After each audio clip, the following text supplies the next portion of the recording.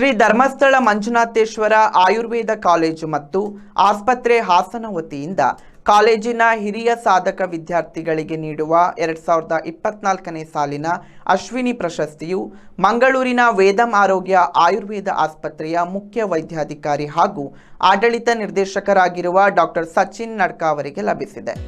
ಹಾಸನದ ಶ್ರೀ ಧರ್ಮಸ್ಥಳ ಮಂಜುನಾಥೇಶ್ವರ ಆಯುರ್ವೇದ ಕಾಲೇಜು ಸಭಾಂಗಣದಲ್ಲಿ ನಡೆದ ಕಾಲೇಜಿನ ಹಿರಿಯ ವಿದ್ಯಾರ್ಥಿಗಳ ಸಮ್ಮಿಲನ ಕಾರ್ಯಕ್ರಮ ಸಮವಯದಲ್ಲಿ ಶ್ರೀ ಕ್ಷೇತ್ರ ಧರ್ಮಸ್ಥಳದ ಧರ್ಮಾಧಿಕಾರಿ, ಎಸ್ಟಿಎಂ ಎಜುಕೇಷನಲ್ ಸೊಸೈಟಿಯ ಅಧ್ಯಕ್ಷ ಡಾಕ್ಟರ್ ಡಿ ವೀರೇಂದ್ರ ಹೆಗ್ಗಡೆ ಅವರ ಸಹಿತ ಅತಿಥಿಗಳು ಡಾಕ್ಟರ್ ಸಚಿನ್ ನಡ್ಕಾ ಅವರಿಗೆ ಪ್ರಶಸ್ತಿ ಪ್ರದಾನ ಮಾಡಿದರು.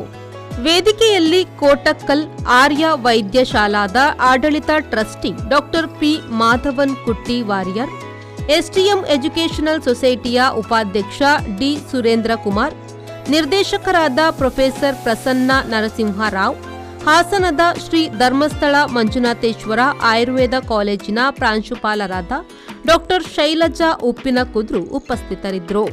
ಡಾಕ್ಟರ್ ಸಚಿನ್ ನಡ್ಕಾ ಅವರು ಶ್ರೀ ಧರ್ಮಸ್ಥಳ ಮಂಜುನಾಥೇಶ್ವರ ಆಯುರ್ವೇದ ಕಾಲೇಜಿನ ಹಿರಿಯ ವಿದ್ಯಾರ್ಥಿಯಾಗಿದ್ದು 2011ರಿಂದ ಆಯುರ್ವೇದ ತಜ್ಞ ವೈದ್ಯರಾಗಿ ಸೇವೆ ಸಲ್ಲಿಸುತ್ತಿದ್ದಾರೆ.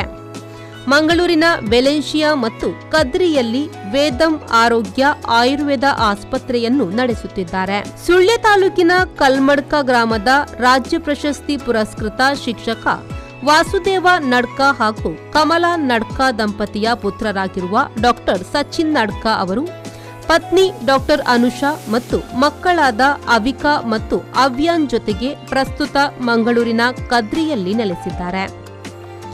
Bureau report V4 news Hassan.